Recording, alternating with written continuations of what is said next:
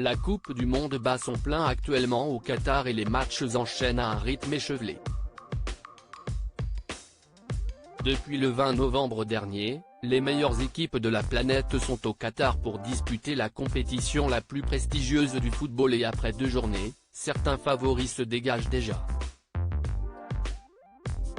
Comme on pouvait s'y attendre, le Brésil de Neymar fait très belle impression, tandis que les champions du monde en titre français, emmenés par un Kylian Mbappé inarrêtable, semblent plus forts que jamais.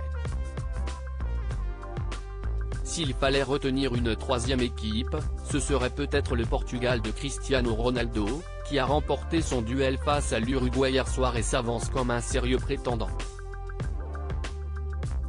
Pour commenter le match sur TF1, c'était le duo de commentateurs phares de la chaîne qui était en place. Vicente Lizarazu et Grégoire Margoton ont pu faire vivre ce match avec la ferveur qui les caractérise et si l'on connaît l'amitié qui lie les deux hommes, un épisode a créé un petit malaise entre eux. Nous sommes à la 38e minute du match lorsque le joueur portugais Ruben Neves est filmé en train de s'attacher les cheveux, ce qui fait réagir le compagnon de Claire Keim. Toujours ces petits soucis de cheveux, lance-t-il, avant que le journaliste ne poursuive, non, mais il n'y arrivera pas, ça fait 18 fois qu'il essaye d'attacher tout cela. Mauvais élastique.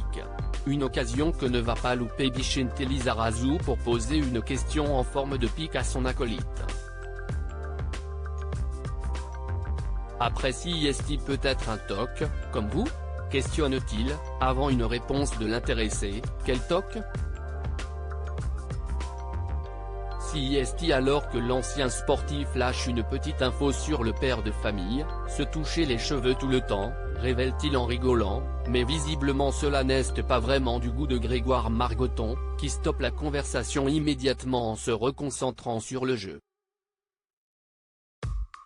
Pas la première fois qu'il le taquine là-dessus, une petite anecdote plutôt amusante et ce n'est d'ailleurs pas la première fois que Vicente Lizarazu en parle. Sur son compte Twitter, le père de Chimista et Oueina a déjà évoqué cette petite manie en juin dernier. Le toc de Grégoire Margoton. Il remet toujours sa mèche alors qu'il en a pas. Bizarre, écrivait-il avec photo à l'appui. Un constat validé par plusieurs journalistes, à l'image de Michel Denisot et Nathalie Yanetta, qui abondent dans son sens en commentaire.